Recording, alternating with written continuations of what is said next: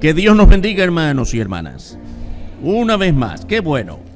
Otro día que el Señor nos concede para meditar en su palabra, para dejarnos guiar por ella como tiene que ser día a día. El tema de hoy nos desafía para tomar en serio la vida con Cristo. Vamos a ir al libro de Hechos, capítulo 9, los versos 10 y al 12.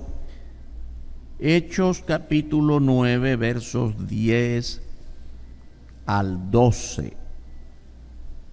Leo la palabra, dice así: había entonces en Damasco un discípulo llamado Ananías, a quien el Señor dijo en visión: Ananías. Y él respondió: heme aquí, Señor. Y el Señor le dijo: levántate y ve a la calle que se llama Derecha y busca en casa de Judas a uno llamado Saulo de Tarso, porque he aquí él ora. Y ha visto en visión a un varón llamado Ananías, que entra y le pone las manos encima para que recobre la vista. Amén. Oramos. Padre nuestro, gracias por esta palabra que hemos leído. Gracias, Padre, porque de nuestra propia decisión, de nuestra propia voluntad, deseo de nuestro corazón, hemos venido esta mañana y hemos tomado tiempo para alabar tu nombre, gozarnos, y también ahora tomamos tiempo para meditar en la palabra. Señor, ayúdanos a que cada momento en que recibimos tu palabra no sea solo para llenarnos de conocimiento, sino de aplicar esta palabra en nuestra vida diaria, que el mundo pueda ver en nosotros a verdaderos cristianos lavados en la sangre de Cristo y empeñados en hacer tu voluntad siempre, para que el nombre de Cristo sea no solo conocido por el mundo, sino exaltado, puesto en cada corazón, Señor, para establecer señorío en sus vidas, como lo haces con la nuestra. Gracias por esta reunión, y que podamos sacar mucho provecho, mucha cosecha espiritual. Levanta en nosotros esta mañana, en el nombre bendito del Señor Jesucristo. Amén. Nuestro tema, hermanos, hermanas: ¿cómo podemos reconocer a un cristiano verdadero? Tenemos que ir a la palabra y responder a esta pregunta: ¿cómo podemos reconocer a un cristiano verdadero? Ahora, el tema de por sí ya nos ubica frente a un cuestionamiento que tenemos que hacernos. Pero es que hay cristianos falsos. La respuesta es no solo sí hay, la respuesta es abundan en todas partes.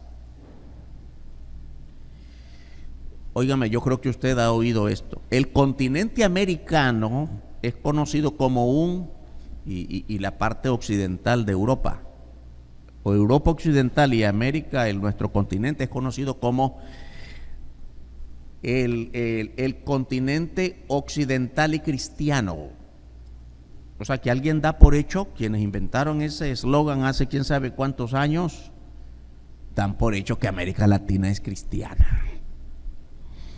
Óigame, esto de nombres es como los nombres de las denominaciones y de las iglesias, ¿no? Nosotros somos una iglesia bautista, sí, pero hay que aprender, espérese. Hay bautistas, y hay bautistas, y hay bautistas, y hay bautistas. ¿Comprende la idea? Cualquiera es bautista. Ahora, si vamos a la palabra, entonces espérese. ¿Quién sabe? Yo creo que no soy. Esa es la cosa. Un desafío a nosotros mismos. La palabra nos desafía. ¿Somos cristianos? ¿Realmente soy cristiano? Voy a la palabra para que la palabra misma me indique si soy. Eso no es un asunto de que me gusta el nombre, o soy cristiano por el nombre de la iglesia a la que voy, o soy cristiano de cuna porque nací en un hogar cristiano. No por esas cosas. Vamos a ir a la palabra. Y para respondernos a la pregunta, de cómo podemos identificar a un verdadero cristiano, podemos ir a muchísimos ejemplos, pero aquí hemos escogido al apóstol Pablo, antes de ser llamado apóstol Pablo, a Saulo. Y lo hemos escogido porque hace pocas semanas terminamos de estudiar el libro de los Hechos, en nuestros estudios de la semana, el libro de los Hechos. No considerando el libro de los Hechos como libro como tal, ni como historia, sino como el libro que nos presenta el surgimiento de la iglesia. ¿Qué es ser iglesia?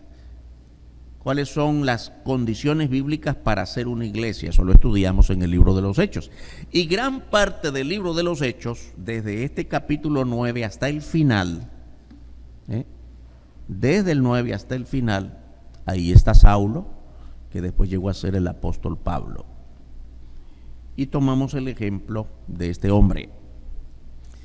En el principio del capítulo 9 iniciamos en el versículo 10, pero desde el versículo 1 hasta el 9, nosotros encontramos la historia de la conversión de Saulo. Y los que ya hemos leído la vida de Saulo sabemos que fue un terrible perseguidor de los primeros creyentes. Y es interesante recordar que cuando Saulo andaba persiguiendo, lo hacía, oiga bien, usted va a decir, ¿cómo? Cruel, mató o no mató, porque no dice que mató, pero que ayudó a que mataran cristianos y a perseguir cristianos. Y tenía autoridad, tenía permiso de las autoridades, tanto judías, que obviamente también contaban con el respaldo de las autoridades romanas para echar en la cárcel a los primeros creyentes. Cuando ya conocemos esto, decimos qué hombre más malo. Pero óigame, fíjese que lo hizo con la mejor intención, ¿sí? Porque era un maestro de los judíos, era un tremendo maestro de los fariseos, conocía muy bien toda la ley del Antiguo Testamento y era muy defensor de su condición de judío. Bueno, ya encontramos al apóstol Pablo, que lo leímos en los capítulos posteriores del libro de los Hechos. Y en otras de las cartas, recuerden que Pablo como apóstol escribió 13 de las cartas que tenemos en el Nuevo Testamento. Una cosa más, la mayor cantidad de doctrinas, de enseñanzas, de principios que Dios da a las iglesias, a nuestra iglesia también, las iglesias de hoy, pero que están ahí escritas en las cartas de Pablo, está la mayoría de esos principios. También están en la de Santiago, en primera, segunda y tercera de Juan, en las de Pedro, a los hebreos, etcétera, etcétera. Pero la mayor cantidad de doctrinas fundamentales de la iglesia están en las cartas de Pablo, que son también los principios para nosotros. Cuando leemos a los tesalonicenses, a romanos, a corintios, a filipenses, a gálatas, todas esas cartas encierran la mayor parte de las doctrinas. De manera que cuando usted ve al Saulo perseguidor y al Pablo apóstol, dice usted, no puede ser la misma persona. Esos son los cambios que solo Cristo puede operar y que está operando todos los días en nosotros, si dejamos que lo haga. Porque el señorío de Cristo también no se puede imponer. De hecho, hay creyentes que no crecen ni sirven al Señor, porque aunque Cristo es su Señor, pero ellos siguen siendo el dueño de sus vidas. Ese es otro capítulo. El punto aquí, hermanos, es que Saulo, cuando fue perseguidor, en alguna de sus cartas llega a decir, si ustedes son orgullosos de ser judíos, yo más. Así, y empieza a decir todo su currículum. Hebreo de hebreos, de la tribu de Benjamín, maestro de la ley, y empieza a decir todo su registro. Hermanos y hermanas, sí, Cuando él persigue a los creyentes, es porque está defendiendo la ley del Antiguo Testamento, hasta que vino el encuentro que el Señor Jesucristo tuvo con él. Qué interesante pensar que no fue Pablo el que fue en busca de Jesucristo. Como muchos decimos, ¿verdad? Yo me encontré con Cristo. Suena bonito. No, tú no te encontraste con nadie. Cristo te encontró. Yo vengo a la iglesia a buscar a Dios. No, tú no vienes aquí a buscar a Dios. Dios ya te encontró y estás aquí para servirle, para aprender. Es Dios quien nos busca. Es el Señor Jesucristo quien vino del cielo a la tierra para entregarse por nosotros, no al revés. ¿Comprende? Él nos encontró primero. Él nos amó primero. Muy bien. Jesús salió al encuentro de Saulo. Saulo, un hombre que haciendo lo malo, cree que está en lo correcto. Y tan en lo correcto que conducía a los creyentes a la muerte. Los versos 1 y 2 de este capítulo 9. Saulo, respirando aún amenazas y muerte contra los discípulos del Señor, vino al sumo sacerdote y le pidió cartas para las sinagogas de Damasco, a fin de que si hallase algunos hombres o mujeres de este camino, los trajese presos a Jerusalén. Creía que estaba haciendo lo correcto. El sumo sacerdote y todos los sacerdotes de aquel tiempo nunca creyeron en el Señor Jesucristo como Mesías. Estamos claros, ¿verdad? Que todo esto que ya estamos leyendo en el libro de los Hechos es cuando el Señor Jesucristo ya se había ido de la tierra. Ya había muerto, ya había sido sepultado, ya había resucitado gloriosamente, ya había sido ascendido a los cielos y allá estaba exaltado hasta lo sumo. Y quedó el tremendo tiempo de los apóstoles en este primer momento en que fue duro, porque en el primer momento en que comenzaron a predicar, ahí mismo fueron encarcelados y perseguidos. Y ahí aparece la figura de Saulo pidiendo permiso de las autoridades, especialmente del sumo sacerdote en el templo, porque los sacerdotes mismos habían rechazado a Cristo y ellos estaban confabulados con los fariseos, con los saduceos, para condenar y perseguir a los creyentes. Los discípulos, los creyentes en Cristo, los que empezaron a predicar, antes de ser llamados cristianos, eran conocidos como los del camino, así son identificados. Por eso en el versículo 2 encontramos que él llevaba a la cárcel a los de este camino. ¿Qué es esto de este camino? Así identificaban a los creyentes antes de ser llamados cristianos o antes de que las iglesias existiesen, porque en este momento no hay iglesia. Que entendamos eso, ¿no? En este momento no hay iglesia. Ya estamos en el capítulo 9 y la iglesia se funda en el capítulo 2 cuando el Espíritu Santo descendió sobre los discípulos y empezaron a hablar en otras lenguas. Pero iglesias organizadas tal como las conocemos hoy, todavía no, apenas están predicando. Y entonces en este contexto, en esta situación, es cuando no saben cómo llamarles y les llaman los de este camino. ¿Sabe por qué? Porque así los cristianos que predicaban identificaban su mensaje: Cristo es el camino. Bueno, entonces son los del camino. Andan predicando un camino distinto que el que nosotros decimos del Antiguo Testamento y del sacrificio en el altar del templo y de las fiestas ceremoniales y todo eso, el ordenamiento que estaba en el Antiguo Testamento, pero no entendían a Cristo, no recibían su palabra. Entonces la manera de identificarlo es los del camino.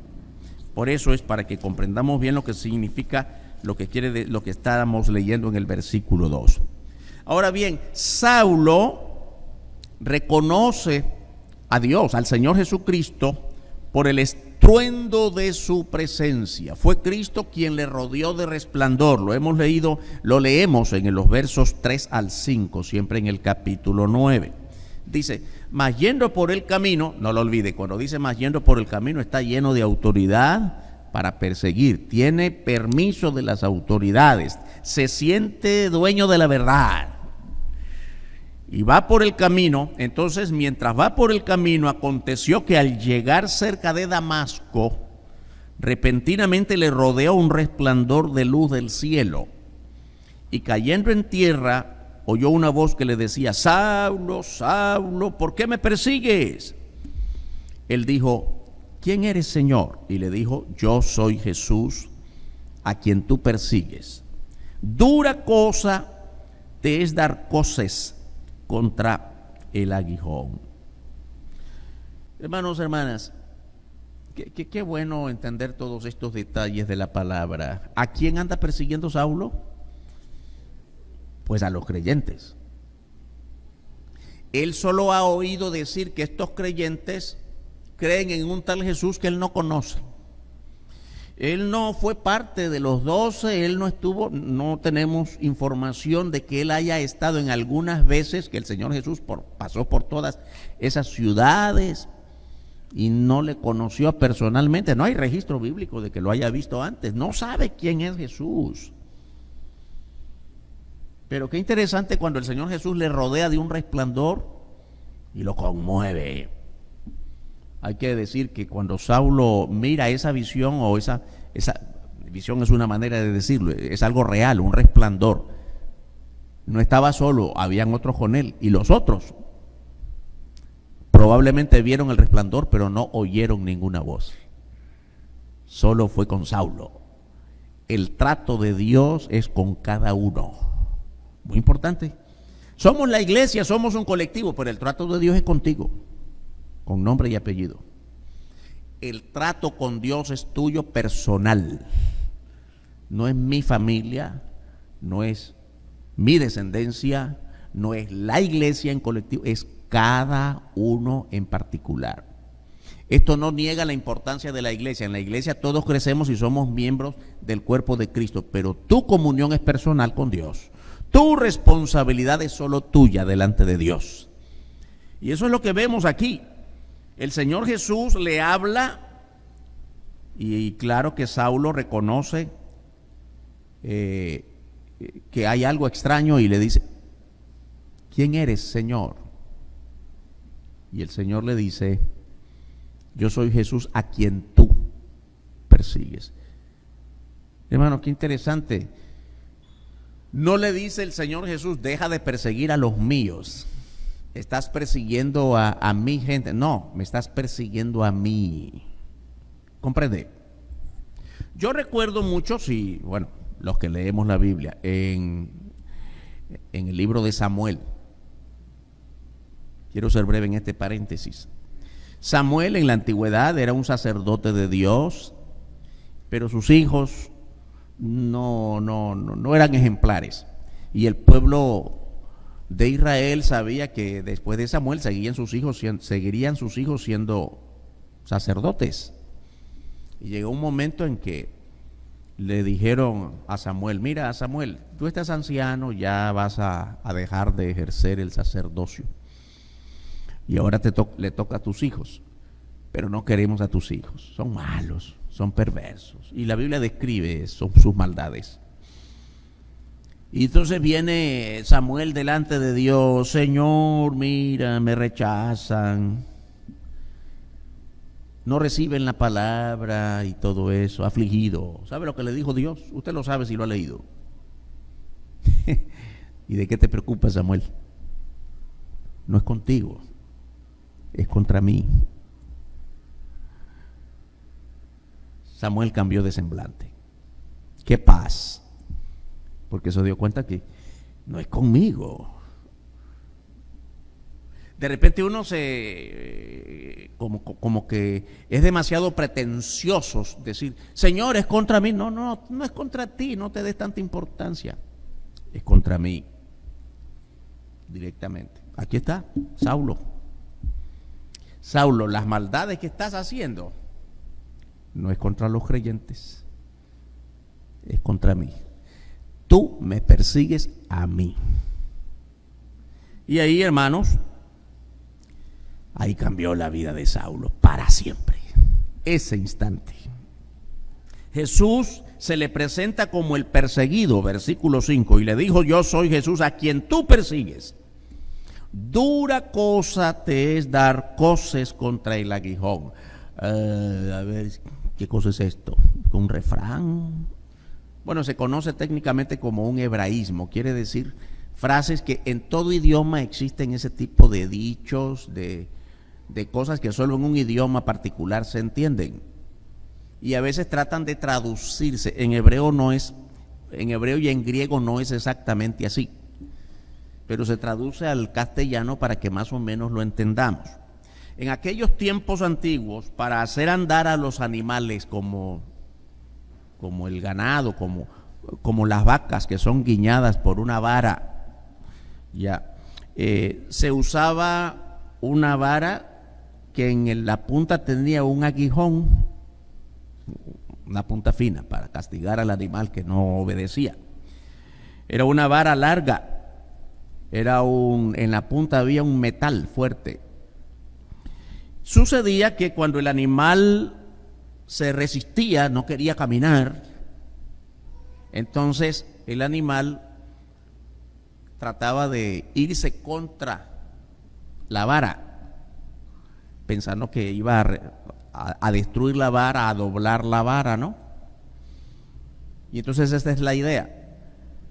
El pastor del animal, el que guiaba al animal, le daba con la vara, pero el animal se resistía a la vara. Entonces, al resistirse más, pues más se hincaba con el aguijón, con la punta. Esa es un poquito la idea. En vez de librarse del aguijón, solo conseguía hacerse más daño. Esto es un poco parecido como aquel que, yo he visto esto, hermano, no sé usted, yo creo que también, una persona que ha perdido el control de su carácter, de su semblante, en ese momento algo, y más bien se golpea contra la pared. ¿Lo ha visto? Se golpea la cabeza contra la puerta. Se está haciendo daño y él sabe que se está haciendo daño, pero es un poco lo que está diciendo. Dura cosa te es dar golpes contra el aguijón. No le estás haciendo daño a nadie. Mire bien qué interesante lo que quiere decir al final de todo esto el Señor Jesucristo. Cuando tú persigues a la iglesia, a los creyentes, no le estás haciendo daño a los creyentes, ni a mí. ¿Quién puede hacerle daño al Señor? Te estás haciendo daño a ti mismo. Inmediatamente Saulo cae al suelo y la primera pregunta no es ni siquiera: Señor, yo no te persigo a ti, Señor, yo no te conozco, Señor, yo no entiendo qué está pasando. No hay pregunta ni explicación. Bueno, sí hay una pregunta, pero de otra clase. Mire bien, una pregunta de rendición, una pregunta en la que Saulo está diciendo: Señor, ya me convencí de quién eres. ¿Qué quieres que yo haga? Mire, aquí no está hablando de entendimiento. Señor, está bien, pues me rindo. Quiero entender. No. Dime qué hago. Más allá del entendimiento es: me rindo. ¿Qué quieres que yo haga? Una rendición total, que la encontramos en el versículo 6. Él, temblando y temeroso, dijo: Señor, ¿qué quieres que yo haga? Y el Señor le dijo: levántate y entra en la ciudad y se te dirá lo que debes hacer. Hermanos, mire bien. Ahora el Señor tomó el mando de la vida de Saulo. Cuando aquel hombre dice: Señor, ¿qué quieres que yo haga? Hermano, hermana, ¿qué ha ocurrido en tu vida cuando te rendiste a Cristo? ¿Cuándo fue que te rendiste a Cristo? Pues el día que abriste tu corazón a Cristo. Y a partir de allí dice: ya soy cristiano. ¿Ya eres cristiano? Bueno, quiero decir, ¿ya te rendiste de verdad a Cristo? ¿Ya Cristo es tu Señor de verdad? Cuando le dijiste como Saulo: Señor, ¿qué quieres que yo haga? ¿Sabes lo que quiere decir? Señor, ahora es lo que tú quieres que yo haga. Lo que yo quería hacer, ya acabó. Ya no vivo yo. ¿Recuerda la frase de Pablo, que es el mismo Pablo de aquí? Ya no vivo yo. Ahora Cristo vive en mí. Y lo que ahora vivo en la carne, lo vivo para Él. Ahora, esto no es de todo cristiano, es solo de Pablo. Eso es lo que ha ocurrido cuando nos hemos rendido a Cristo. El yo ya se murió, porque murió con Cristo en la cruz. y ahora es una nueva criatura en Cristo.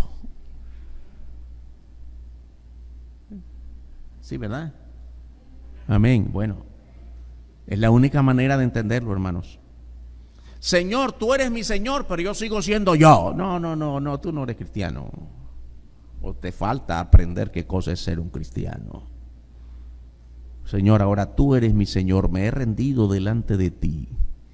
¿Qué quieres que yo haga? Y ahora el Señor con toda autoridad le dice lo que tiene que hacer. Levántate, entra en la ciudad, ahí te voy a mandar a alguien que te va a decir lo que vas a hacer. Ya no eres tú el que decides lo que vas a hacer. Ya tú no haces la agenda de tu vida. Tu vida, yo pongo la agenda de todos los días, a partir de ahora. Ay, hermanos, lo que significa renunciar a uno mismo para servir a Dios. Pero eso es lo que significa, ese es el comienzo de una verdadera vida del cristiano. El hombre carnalmente recto, este es Saulo, ¿no? En la carne él era recto, él era verdadero judío, él era defensor de la ley, él era, en medio de su orgullo, muestra temor a Dios. Ay, hermano, yo creo que una cosa para aprender, cuántas veces nos hace falta verdadero temor delante de Dios. Y ya dejar nuestra vida liviana y nuestra vida de pereza, cada vez orando menos, cada vez dedicando menos tiempo a la palabra. Hace quién sabe cuánto tiempo que no le hablas de Cristo a otro. Gloria al Señor que hay muchos que le hablan de Cristo a otra persona. Pero la intención de Dios es que todos seamos verdaderos creyentes, viviendo el verdadero evangelio. Dice la Biblia entonces, él temblando y temeroso, el Saulo orgulloso que andaba allí apaleando cristianos, ahora es temeroso. Aquí, hermanos, es temor de verdad. Muchas veces la palabra temor a Dios significa reverencia a Dios, pero en este tiempo, en este pasaje que tiene que ver con Saulo, temeroso es miedo a Dios. Lo llenó de resplandor. Tembloroso, dice aquí temblando y temeroso. ¿Está confundido? ¿No sabe qué ha pasado? Ahora conoce que todo lo malo que ha hecho para los cristianos no es contra ellos, era contra el Señor Jesucristo, y el Señor Jesucristo personalmente se enfrenta con él. Y entonces es cuando Dios, el Señor Jesucristo, le llama a sujetarse por entero a él. Verso 6, se te dirá lo que debes hacer. ¿Sabes qué, Saulo? A partir de ahora que te has rendido a mí, ya no eres más tú. Ya no decides más por tu vida. Le perteneces a Dios. Hermanos, tenemos que aprender a rendirnos todos los días, cada vez más a Él. Dios es irresistible. Miren los versos 7 al 9. Y los hombres que iban con Saulo, ya dijimos, ¿verdad? No iba solo, quién sabe cuántos iban con él. Era una compañía contra los creyentes. Pero los hombres que iban con Saulo se pararon atónitos, sorprendidos, oyendo a la verdad la voz, mas sin ver a nadie.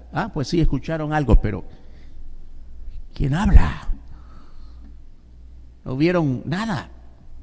Entonces Saulo se levantó de tierra y abriendo los ojos no veía a nadie. Así que llevándole por la mano le metieron a Damasco, donde estuvo 3 días sin ver y no comió ni bebió. Qué susto, hermanos. ¿Cuántas veces nos hemos asustado por alguna cosa?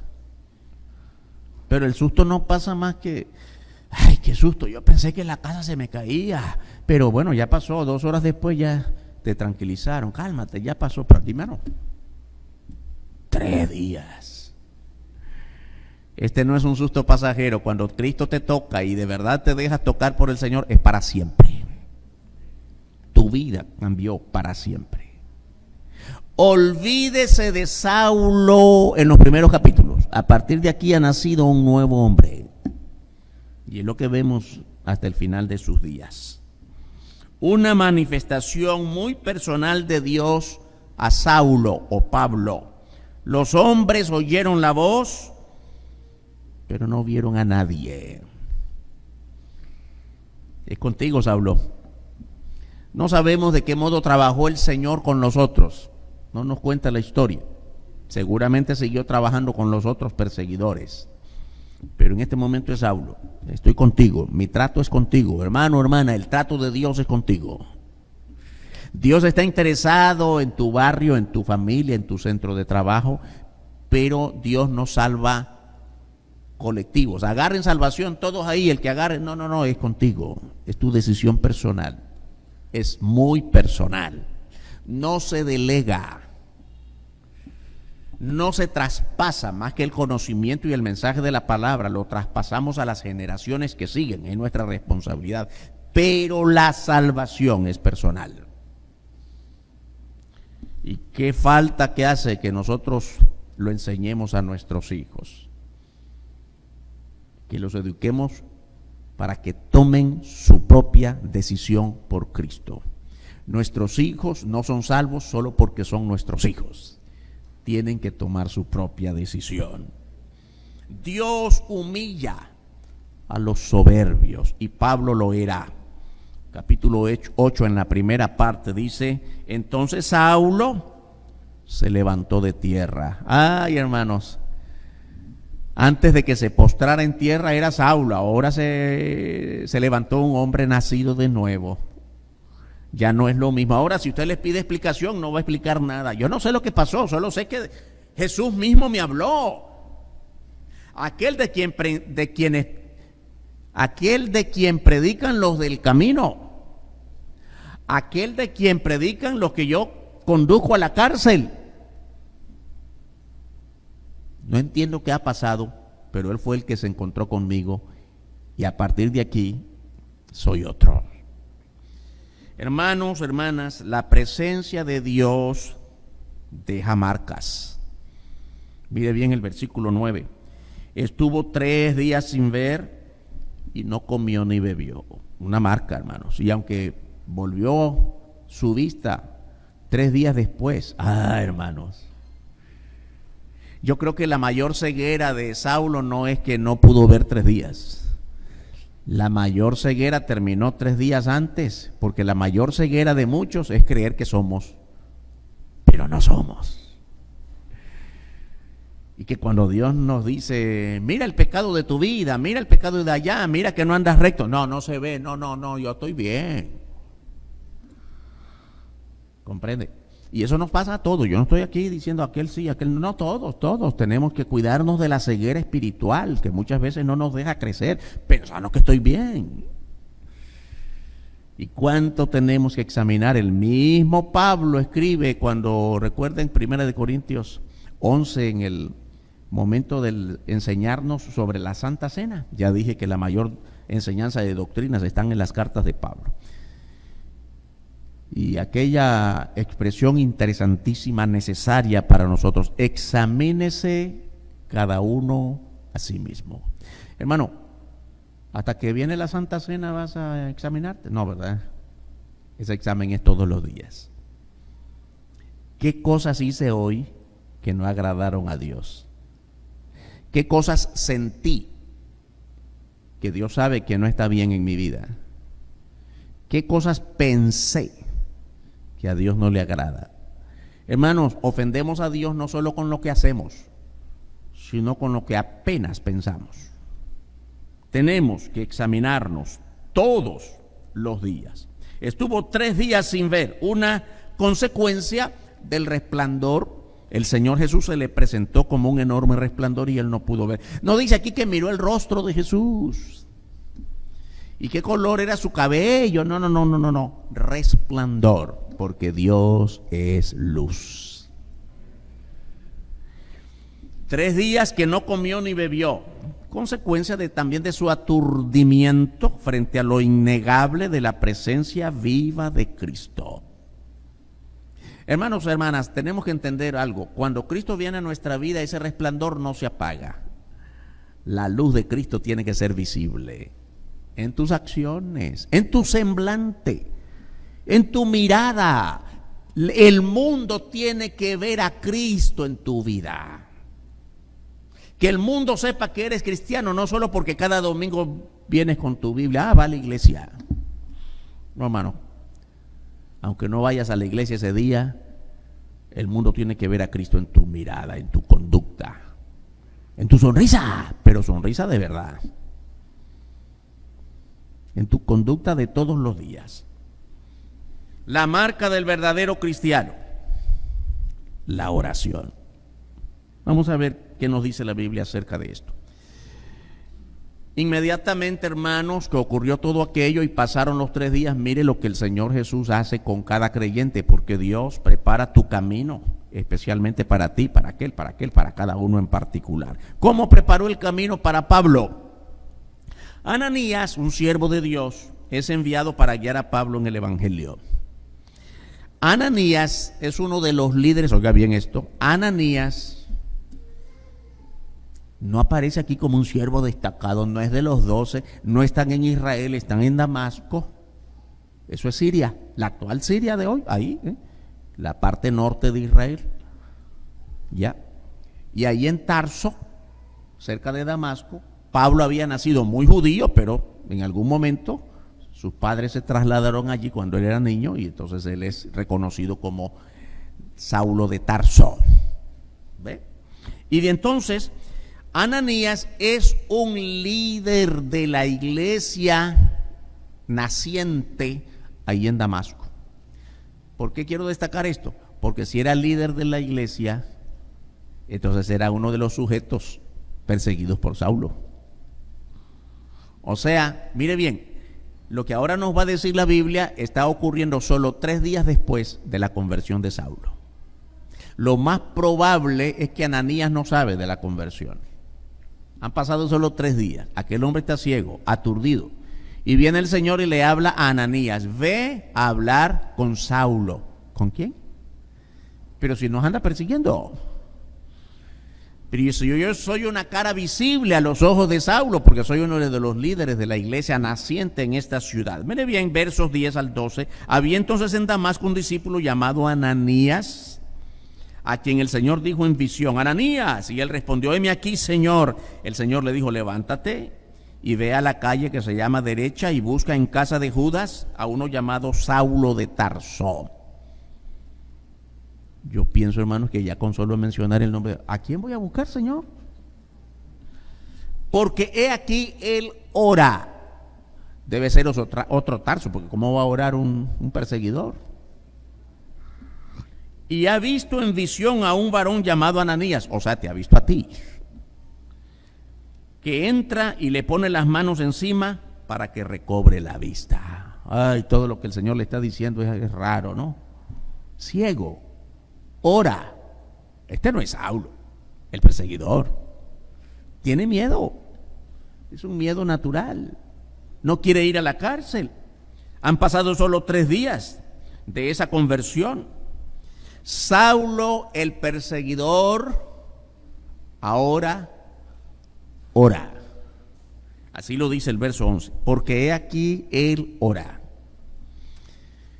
¿Cómo se identifica a Saulo frente a... ¿Cómo va a identificar a Ananías? ¿A Saulo? ¿Le preguntas cómo se llama? No. ¿Ahora lo han vestido de otro modo? No, no por su vestimenta.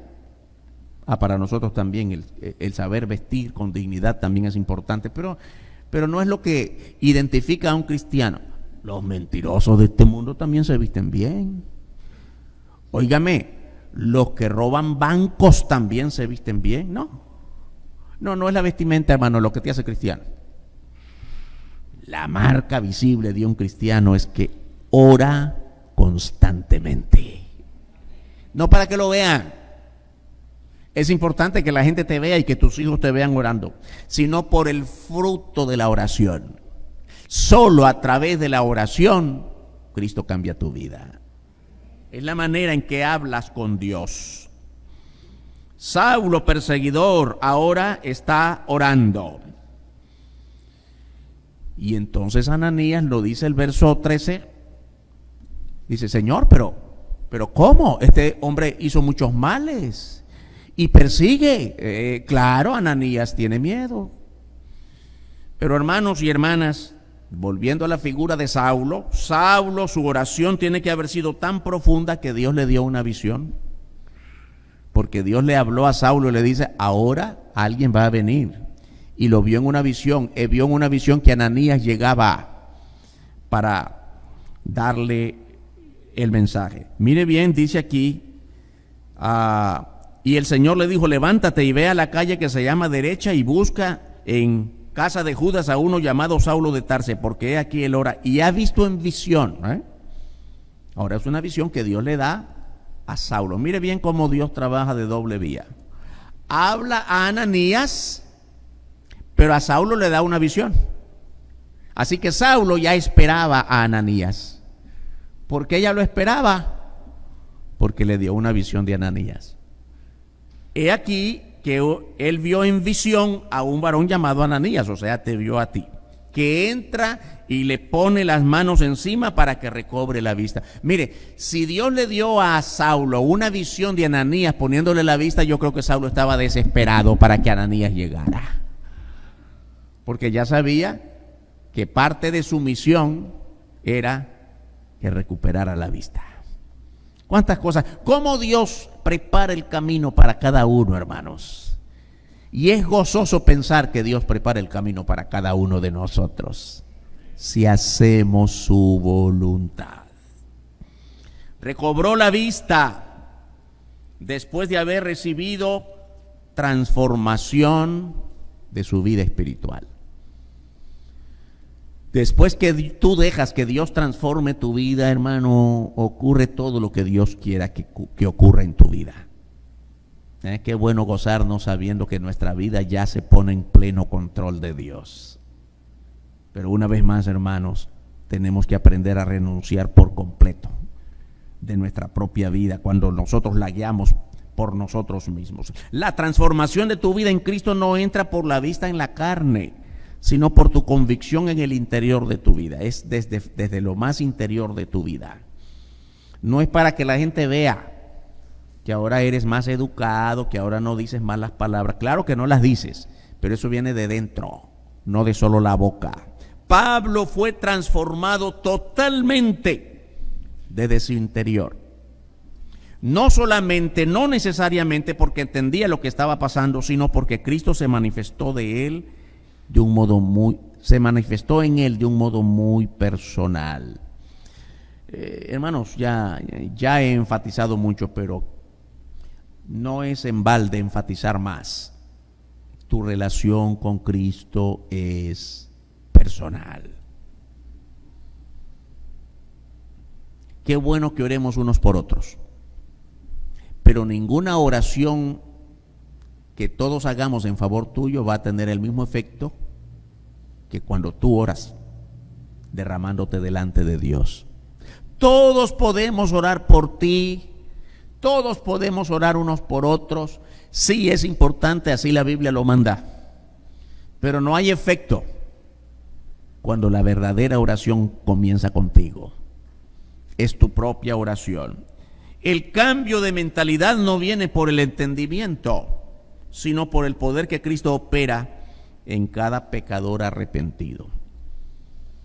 El entendimiento es consecuencia de la humillación delante de Dios, no es el comienzo. Nosotros obedecemos a Dios no porque lo entendamos, muchas veces hemos insistido en esto. Nosotros tenemos que obedecer a Dios aunque haya muchas cosas que no entendemos de Él. El comienzo no es el entendimiento, el comienzo es la humillación. El entendimiento es consecuencia de eso. Saulo, el perseguidor, ahora es escogido para obedecer a Dios. Ay, hermanos, insisto, usted lee a Saulo en los primeros capítulos de Hechos y lee hasta el final y es otro, no puede decir, no. Usted tiene que decir, no puede ser el mismo.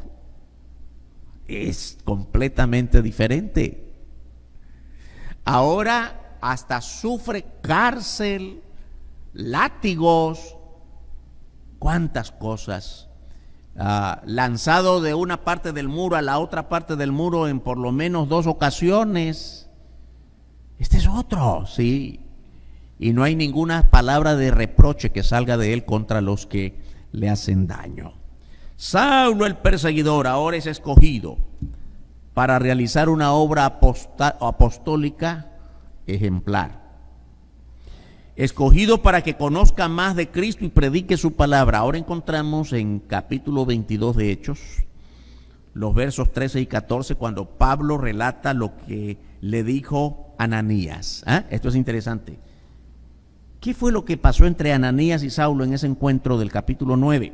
Dice 22, 13 y 14. Vino a mí y acercándose me dijo: hermano Saulo. Qué difícil debe haber sido para Ananías tratar de hermano a alguien que hace pocos días lo quería matar. Y yo creo que Ananías recuerda a muchos hermanos que están en la cárcel por causa de Saulo. Ahora le dice hermano. Ay, hermano, solo Cristo puede hacer esto. 2 enemigos tratándose de hermanos. Hermano Saulo, recibe la vista. Y yo en aquella misma hora recobré la vista y lo miré. Y él dijo: el Dios de nuestros padres te ha escogido para que conozcas su voluntad y veas al justo, esto es, veas a Cristo, y oigas la voz de su boca. ¿Sabe lo que está diciendo? A partir de ahora tú no vas a oír a nadie más, solo la voz del que te llamó, Jesucristo. Que oigas la voz de su boca. Y si se refiere a la boca de Ananías, ¿qué le va a hablar a Ananías? La palabra del Señor.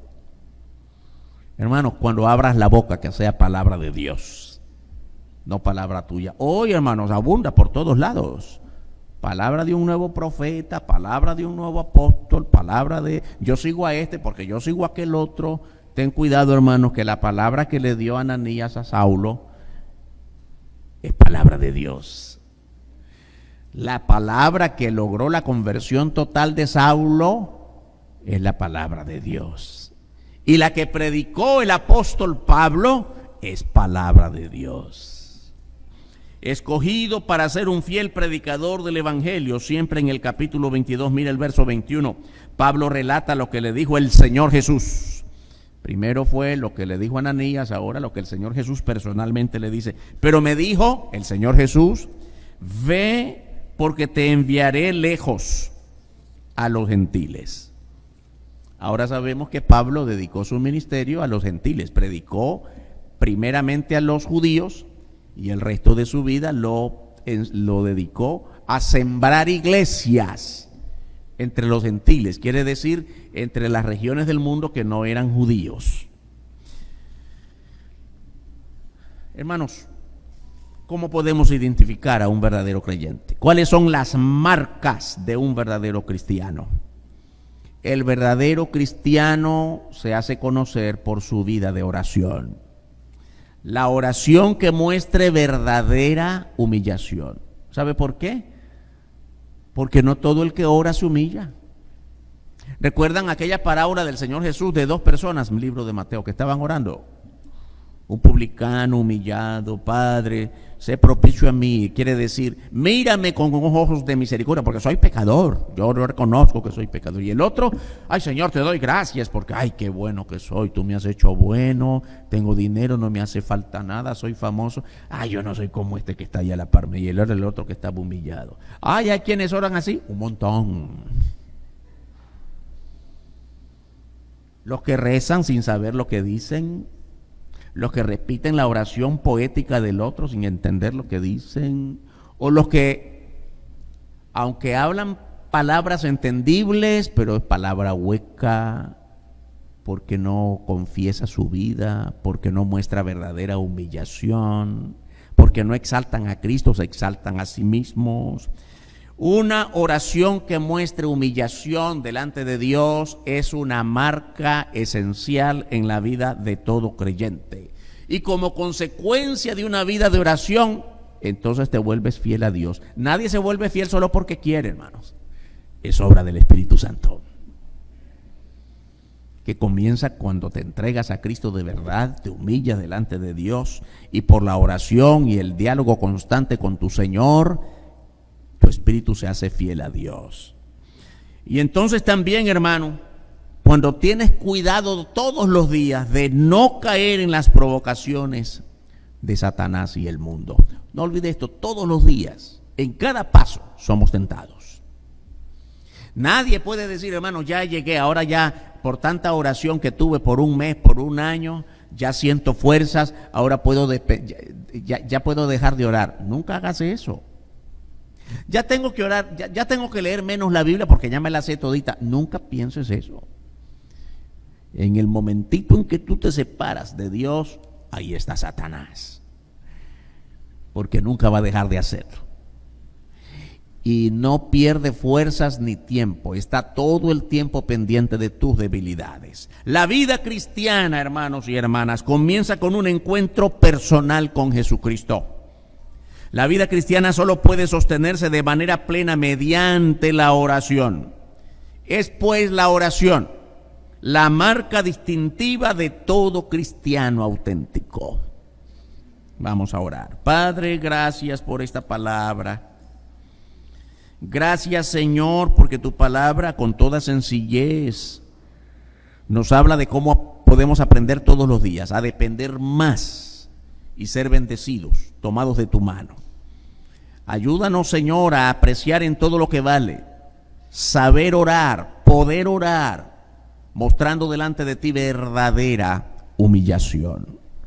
Oh, Señor, muévenos para que así como el apóstol Pablo en su tiempo anterior, en su vida pasada, entregó a muchos creyentes a la cárcel, en la persecución, pero cuando se humilló, su vida fue completamente diferente. Permítenos aprender de este y de otros muchos ejemplos en las Escrituras para llegar a ser siervos verdaderamente útiles en tus propósitos. Hermanos y hermanas, sigan orando, solo un minuto.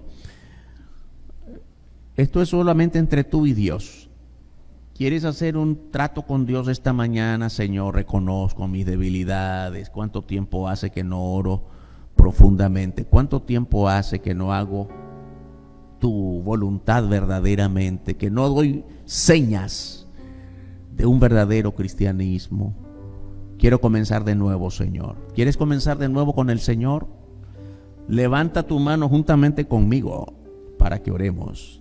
Dios te bendiga, hermano. Dios te bendiga, Dios te bendiga, Dios te bendiga, Dios te bendiga. Oh, cuántas manos, Dios te bendiga. Esto es entre tú y Dios. Señor, creo que me hace falta ser un cristiano que dé muestras fehacientes de que soy cristiano con espíritu de crecimiento y llevar esto a mi hogar, a mis hijos, a mi pareja. Verdadero cristiano. Por última vez, levanta tu mano si no lo has hecho. Dios te bendiga, Dios te bendiga, Dios te bendiga, Dios te bendiga, Dios te bendiga. Padre, muchas gracias. Señor, nos hablas todos los días. Tu palabra está a nuestro alcance, a nuestra vista. Perdónanos cuando nos cegamos y centramos nuestra vida en nosotros mismos. Perdónanos que así nos alejamos de ti. Gracias por esta palabra, edifícanos siempre en ella y lo rogamos en el nombre santo y glorioso del Señor Jesucristo. Amén. Que Dios nos bendiga, hermanos y hermanas.